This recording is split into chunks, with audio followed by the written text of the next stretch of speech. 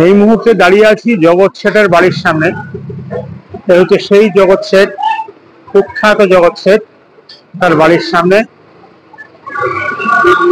এটা হচ্ছে সেই 19বিংশ শতাব্দী, যে সময় কলকাতা নয়, অষ্টাদশ শতাব্দী, ষোড়শ শতাব্দী থেকেই, ষোড়শ, সপ্তদশ, তারপর অষ্টাদশ শতাব্দী, অর্থাৎ বিশেষত সপ্তদশ অষ্টাদশ শতাব্দীতে যখন মুর্শিদকুলি খান ঢাকা থেকে বাংলার রাজধানী সরিয়ে নিয়ে এসেছিলেন মুর্শিদাবাদে, তখন থেকে মুর্শিদাবাদই হয়ে ওঠে বাংলার প্রধান অর্থনৈতিক এবং রাজনৈতিক কেন্দ্র। এবং এই বাংলার তৎকালীন ব্যাংকার ছিলেন জগৎ শেঠ। তার কাছ থেকে একই সঙ্গে ইংরেজরা এবং স্বয়ং নবাবও বহু প্রয়োজনে টাকা নিতেন, এবং এখানে একটা টাকশালও তার ছিল, যেখানে তিনি টাকা চাওয়াতেন। তবে জগৎ শেঠের অন্য একটা পরিচয় আছে। সেই পরিচয়টি হলো, জগৎ শেঠ কিন্তু ছিলেন পলাশির যুদ্ধের আগে যে ষড়যন্ত্র করা হয়েছিল সেই কুচক্রীদের মধ্যে অন্যতম। মীর জাফরের সঙ্গে তিনি হাত মিলিয়েছিলেন ইংরেজদের সাথে, এবং নবাবকে উৎখাত করার তার একটি গুরুত্বপূর্ণ ভূমিকা ছিল। তাই তিনি ইতিহাসে একজন অত্যন্ত ঘৃণিত ব্যক্তি বলে পরিচিত। এটা হলো গুপ্ত সুড়ঙ্গ পথ। এখান থেকে জগৎ শেঠ নাকি বাইরের সঙ্গে যোগাযোগ রাখতেন এবং গোপনে যেতেন। কতদূর সত্যতা জানা যায় না, তবে এই সুড়ঙ্গ পথটার এখানেই বৈশিষ্ট্য রয়েছে। এটা একেবারে মাটির গভীরে ধাপে ধাপে নেমে গেছে। এবং এটা হচ্ছে জগৎ শেঠের সেই বাড়ি। এখানে ঢোকার মুখেই ব্রিটিশ সিংহ রয়েছে। এখানটায় রয়েছে পুরোনো দিনের একটি বসে খাওয়ার ব্যবস্থা। এই হচ্ছে সামনে সেই অঞ্চল। এখানটায় এই জায়গাগুলো দেখতে পারেন।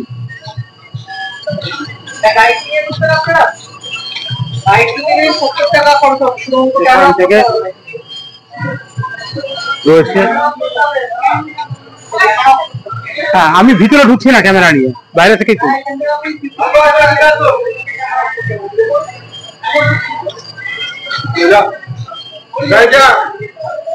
আচ্ছা, এখানে ক্যামেরা বন্ধ করতে হবে তো এর ভিতরে, সেই জন্য ক্যামেরা আপাতত বন্ধ করে দিচ্ছি। এই হচ্ছে জগৎ শেঠের এই প্রাসাদ মোটামুটি ভাবে। তো এটা এখন মিউজিয়াম করে রাখা আছে, এবং এই মিউজিয়ামের মধ্যে বিভিন্ন জিনিস, টাকশাল, হাতিজাতি জিনিসপত্র, মসলিন শাড়ি ইত্যাদি আছে। এটা প্রবেশ মূল্য 30 টাকা মাথা পিছু। এখানে এসে আপনারা দেখতে পারেন। সামনে কাঠগোলা বাগান। কাঠগোলা বাগানটার এখানে আসে আগে প্রচুর কাঠগোলাপ ফুল ফুটতো, বা কাঠগোলাপের বাগান ছিল। সেখান থেকে কাঠগোলাপ বাগান, সেখান থেকে বাংলায় অপভ্রংশ হয়ে কালে কালে এর নাম হয়েছে কাঠগোলা বাগান। চলুন ভিতরে। একটি ভিতরের প্রবেশ পথ, চারিদিকে গাছগাছালিতে ছাওয়া প্রশস্ত পথ, এবং এখানে মধ্যে মধ্যে ঘোড়ায় চড়া রাজপুরুষের ছবি আছে।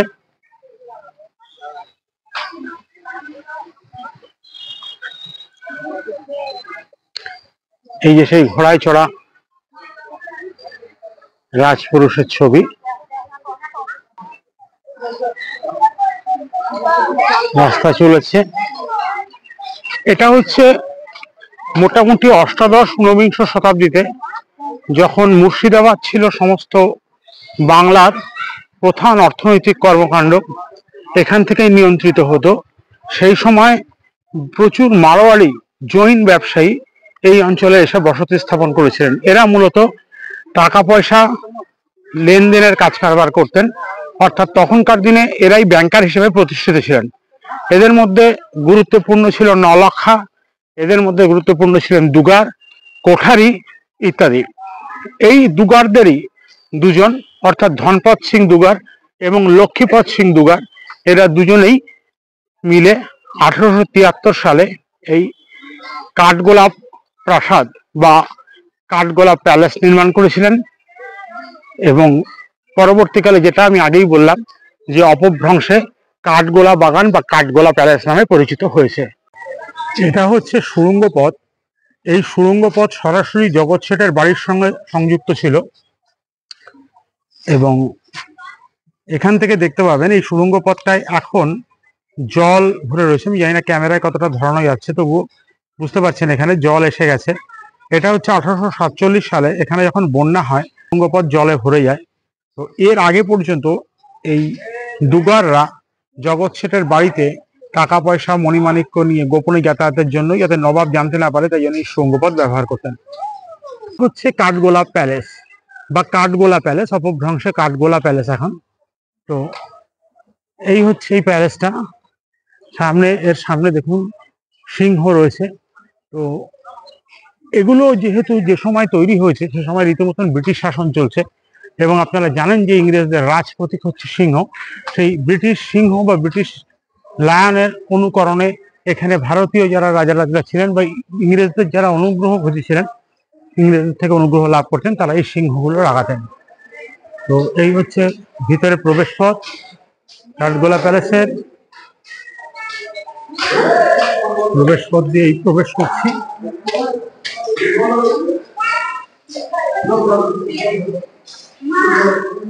ভিতরে এখানকার ভিতরে ছবি তোলা নিষেধ। তো যেহেতু ভিতরটা মিউজিয়াম হিসেবে ব্যবহৃত হয়েছে, তাই এর ছবি তোলা যাচ্ছে না। তো যারা এখানে আসবেন তারা অবশ্যই এটা দেখবেন। এর প্রবেশ মূল্য হচ্ছে প্রত্যেকের জন্য মাথা পিছু 30 টাকা। এখানে একটা পুকুর আছে, পুষ্করিণী, চারিদিকে বাঁধানো ঘাট, এবং এখানে রং বেরঙের মাছ ছাড়া আছে। একটু কাছে গিয়ে দেখাচ্ছি আপনাদের।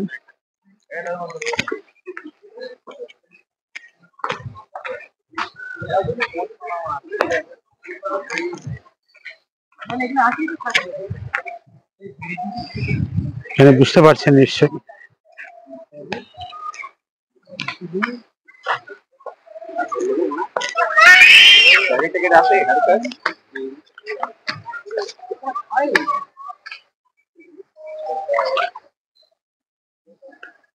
রং বেরঙের মাছ ছাড়া রয়েছে, এগুলো কার্প জাতীয় মাছ, সম্ভবত বিদেশি মাছ। এটা হচ্ছে জৈনদের মন্দির। 24 জন তীর্থঙ্করের মধ্যে প্রথম যিনি ছিলেন সেই আদিনাথ দেবের মন্দির। এছাড়াও 23তম তীর্থঙ্কর পার্শ্বনাথ বা পরেশনাথ এবং 24তম বা শেষ তীর্থঙ্কর মহাবীর বর্ধমানের এখানটায় মূর্তি আছে। এখানে পুজো হয়, কিন্তু এখানে ক্যামেরা প্রবেশ নিষিদ্ধ, তাই ভিতরের ছবি দেখানো যাচ্ছে না। বাইরে থেকেও অপূর্ব সুন্দর এটা। যারা আসবেন অবশ্য করে এই জায়গাটা একবার দেখবেন, খুবই সুন্দর এবং শান্তিময় জায়গা।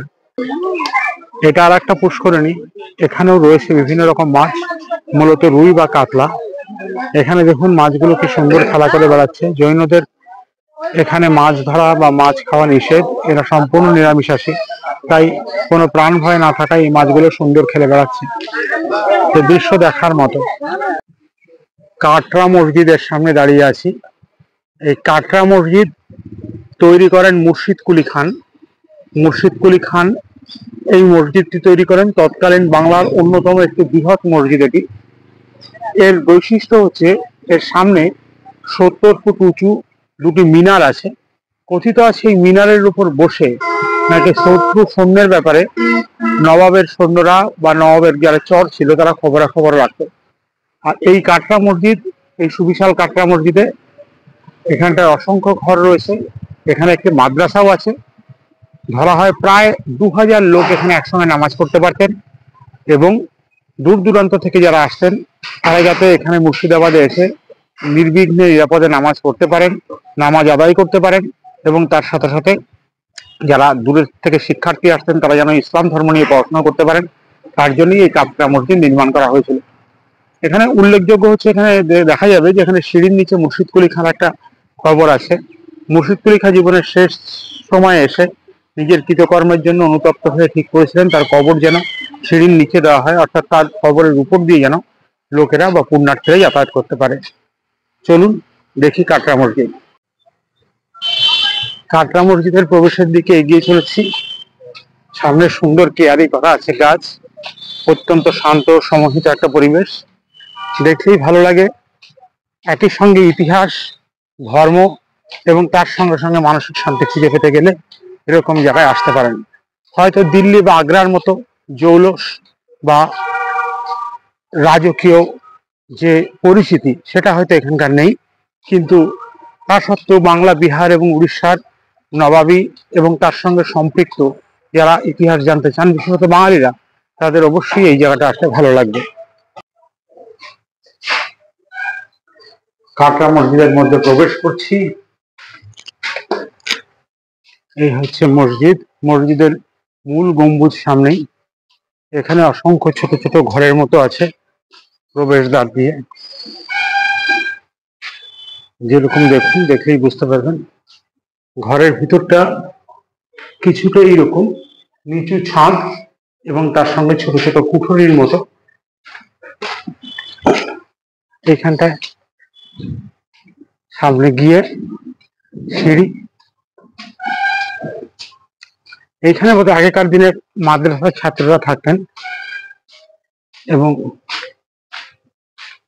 নিচের কুঠুরি রয়েছে।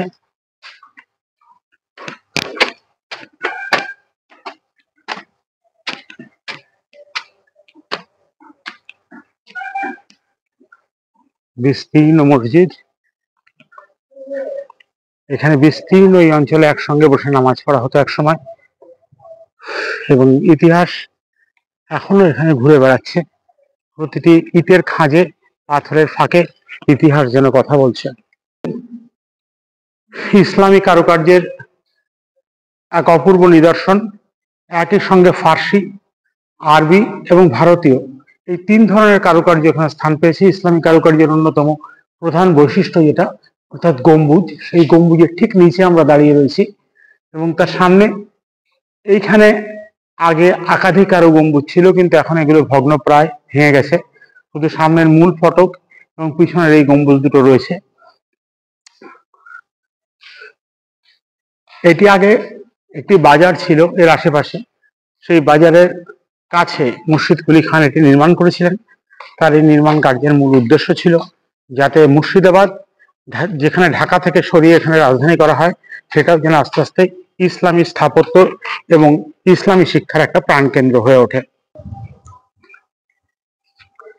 এখানেই সামনে আমরা এসেছি যে জায়গাটায়, তার নাম হচ্ছে তোপখানা।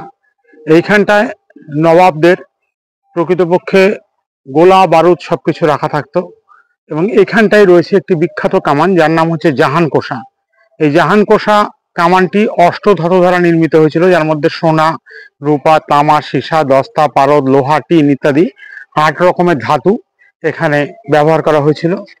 এই জাহানকোষা কামানটি প্রকৃতপক্ষে প্রায় 17.5 ফুট লম্বা, এর ব্যাস প্রায় 1 ফুট, এবং এই কামানটির ওজন প্রায় 7.5 টনের কাছাকাছি। একবার ব্যবহারের জন্য এতে 17 কেজি বারুদ লাগতো।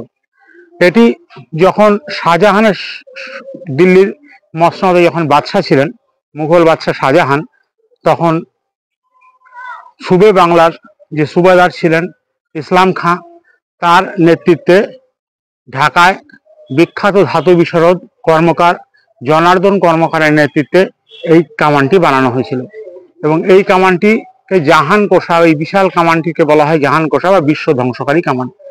এই কামানটি একবার দেখুন। এই হচ্ছে কামানটির অভ্যন্তরে বিশাল একটি কামান। এটা হলো হাজারদুয়ারি, মুর্শিদাবাদের সব থেকে বিখ্যাত বাড়ি, এটা বিখ্যাত স্থাপত্য। এটা সাধারণত লোকের একটা ধারণা আছে হাজারদুয়ারি সম্ভবত সিরাজদৌল্লা তৈরি করেছিলেন, আসলে কিন্তু তা নয়। হাজারদুয়ারি তৈরি হয় সিরাজদৌল্লার অনেক পরে, যখন নবাব ছিলেন নাজিম শাহ, তিনি এখানে হাজারদুয়ারি তৈরি করেন স্থপতি ডানকান ম্যাকলিয়রের সাহায্যে। এই হাজারদুয়ারি তৈরি হয়েছিল মূলত 19 শতকে মাঝামাঝি সময়। এটা এখন বর্তমানে সংগ্রহশালা, এর ভিতরে ফটোগ্রাফি করা বারণ আছে, সেই জন্য বাইরে থেকেই দেখাতে হবে। এই হচ্ছে এই বিস্তৃত বাড়ি হাজারদুয়ারি। এখানে আর একটা গুরুত্বপূর্ণ কথা হলো, এখানে বলা হয় যে 1000টা দরজা আছে, তাই এর নাম হাজারদুয়ারি। আসলে 1000টা দরজা থাকলেও এর মধ্যে 100টা দরজা কিন্তু নকল দরজা, বাকি 900টা দরজা আসল। হাজারদুয়ারির সামনেই রয়েছে বাচ্চাওয়ালি তোপ। দেখতে পাচ্ছেন আপনারা বাচ্চাওয়ালি তোপ। এটি সম্ভবত দ্বাদশ থেকে চতুর্দশ শতকে নবাবের আমলের বহু আগে গৌড়ের সুলতানদের আমলে তৈরি হয়েছিল। এর ওজন হচ্ছে 7657 কেজি এবং এটি ব্যবহারের জন্য প্রায় 18 কেজি বারুদের প্রয়োজন হতো। এটি কিভাবে মুর্শিদাবাদ এসেছিল তা কিন্তু জানা যায় না, তবে শোনা যায় এই কামানটি ব্যবহারের সময় এই কামানের সামনে বা এর গর্জনে অনেক গর্ভবতী মহিলার সন্তান প্রসব করে ফেলেছিলেন। সম্ভবত সেই কারণেই এর নাম হয়েছিল বাচ্চাওয়ালি তোপ। এই সামনে বাচ্চাওয়ালি তোপটি রয়েছে, আজ ভগ্নপ্রায়, তবু নিজের স্থাপত্যে উজ্জ্বল। সামনে রয়েছে ঘড়িঘর। এটি একটি ক্লক টাওয়ার, ভাগীরথী নদীর দিকে মুখ করে দাঁড়িয়ে রয়েছে। তৎকালীন যুগে যে সমস্ত ব্যাপারীরা ভাগীরথী নদী দিয়ে যাতায়াত করতেন তাদের সময় জানানোর জন্য সম্ভবত এই টাওয়ারটি ব্যবহার করা হতো, সেই জন্যই এর এরকম নাম, এবং এর অবস্থানটাও ঠিক ভাগীরথীর উল্টো দিকে। হাজারদুয়ারির সামনে এই যে বিশাল সাদা অট্টালিকাটি দেখতে পাচ্ছেন, এটি শিয়া মুসলিমদের প্রার্থনা গৃহ নিয়ামত ইমামবাড়া। আদি ইমামবাড়াটি 1740 সালে পবিত্র মক্কার মাটি দিয়ে তৈরি করেছিলেন স্বয়ং নবাব সিরাজদৌলা, কিন্তু সেটি কাঠের ইমামবাড়া ছিল। পরে প্রায় 100 বছর পরে 1846 সালে কাঠের তৈরি পুরনো ইমামবাড়া আগুন লেগে ভস্মীভূত হয়। পরে 1847 সালে নতুন ইমামবাড়া নির্মাণ করেন নবাব মনসুর আলী খান।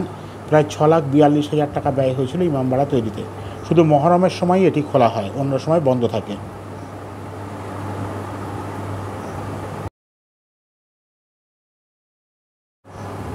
সামনের এই পুরনো মসজিদটি নামই হলো মদিনা মসজিদ।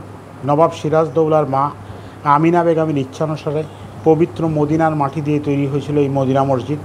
এই মসজিদ এখন বন্ধ, শুধু মহরমের সময় মসজিদ খুলে দেওয়া হয়, বাকি সময় বন্ধ থাকে। ইতিহাসের পাতা থেকে উঠে আসা এই মসজিদ আজ ভগ্নপ্রায়, কিন্তু তবু ইতিহাসে এর গুরুত্ব কোনো অংশ কমেনি। এটা দুপুরের খাওয়া। দুপুরের খাওয়ায় দেখুন এখানে, এটা একটা বেসিক থালি। এখানে শাক ভাজা আছে, এটা দিয়ে মেখেছি, তা বাদে স্যালাড আছে, লেবু আছে, আলু ভাজা আছে, আর একটা তরকারি আছে এখানটায়, আর তার সঙ্গে একটা আলু পটলের রসা ধরনের তরকারি আছে, আর ডাল আছে। এই হচ্ছে বেসিক থালি, আর এর সঙ্গে যেটা অ্যাড অন নেওয়া হবে। আপাতত খেয়ে নিয়ে আপনাদের জানাচ্ছি কীরকম লাগলো খাওয়াটা। এই যে দেখুন এখানে রুই মাছ নিয়েছি, আর রুই মাছের ঝোল নিয়েছি আমি, আর মঞ্জুলা রুই মাছ ভাজা নিয়েছে, আর তার সঙ্গে কমপ্লিমেন্টারি টমেটোর চাটনি আর পাঁপড় আছে। স্বাদ বেশ ভালো, এবং অন্তত গতদিন বহরমপুরে যে চিকেন দিয়ে ভাত খেয়েছিলাম তার থেকে তো স্বাদ অনেকই ভালো, আর তার সঙ্গে যারা হোটেল চালাচ্ছেন তাদের ব্যবহারও যথেষ্ট ভালো। এখন পর্যন্ত এখানকার হোটেলে দুপুরে খাওয়ার যে অভিজ্ঞতা সেটা কিন্তু খারাপ না, বেশ ভালো। একদম হাজারদুয়ারির পাশেই আছে, ঢোকার এন্ট্রি গেটের পাশে। ইচ্ছা করলে এখানে এসে আপনারা একবার খেতেই পারেন।